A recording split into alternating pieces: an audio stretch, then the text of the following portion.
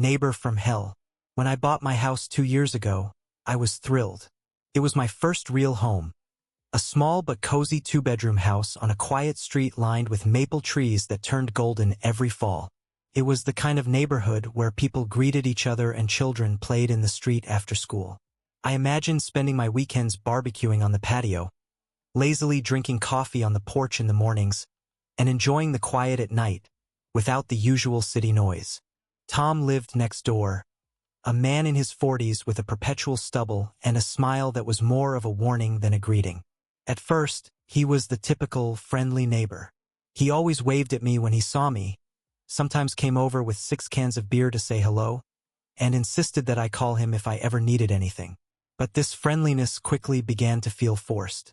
Within a month, Tom was showing up unannounced, wandering around my backyard while I mowed the lawn, lingering by my garage uninvited, or leaning against the fence with that same unsettling smile, talking about how important it is to keep an eye on your neighbors.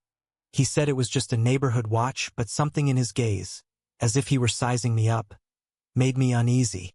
I first truly understood what was happening when I heard the back gate creak open at 2 a.m. I was up late trying to finish a report for work when I noticed movement out of the corner of my eye. I had just installed security cameras, but hadn't checked the footage yet. When I did, I almost dropped my phone. There was Tom, standing in my backyard, staring at the second-story window as if waiting for me to show up. The hairs on the back of my neck stood on end, and I realized that my dream home was turning into a nightmare. After that night, I became much more vigilant. Every time Tom showed up, I felt like I was under a microscope. When I left for work in the morning, I noticed him peeking through the blinds and watching me drive out of the driveway. It wasn't just that he was nosy. It felt like an invasion, like I no longer had control over my own home. The little things started to add up. First, it was the garden hose left running in my yard when I came home, a pointless waste of water. Then small items started disappearing from the house. A gardening glove here, a screwdriver there.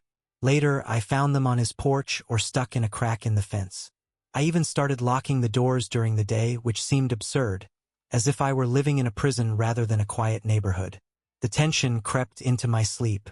I began waking up at odd hours with my heart pounding, convinced I could hear footsteps around the house.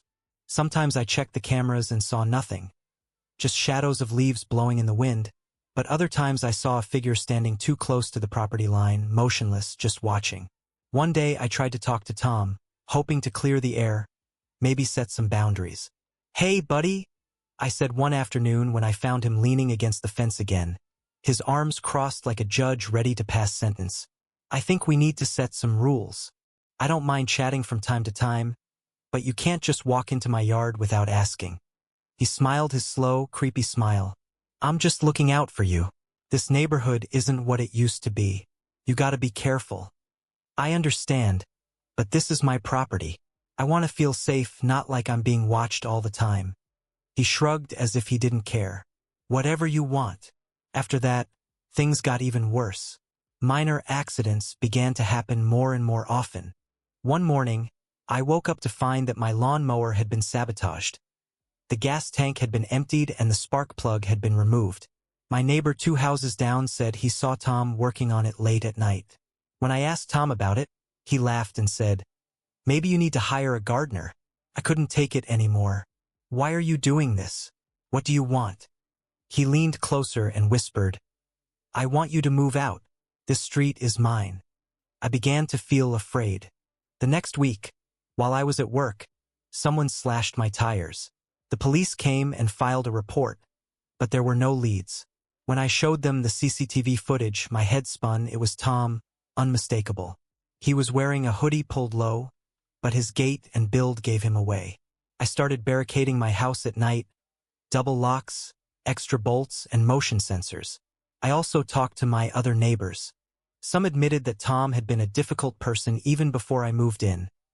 There were rumors that he had been arguing with residents, threatening people, and once even yelled at the mailman. But no one wanted to get involved. One day, I found my mailbox covered with crude drawings of crosses and skulls with the words, "Leave now or else." I reported it to the police again. They increased patrols but said that without catching him in the act, it would be difficult to prove that this was harassment. My anxiety turned into paranoia. I started carrying pepper spray and sleeping with a baseball bat by my bed. But every time I ran into Tom, he acted innocent, always polite and pretending to be confused. "Why are you accusing me? I'm just a caring neighbor."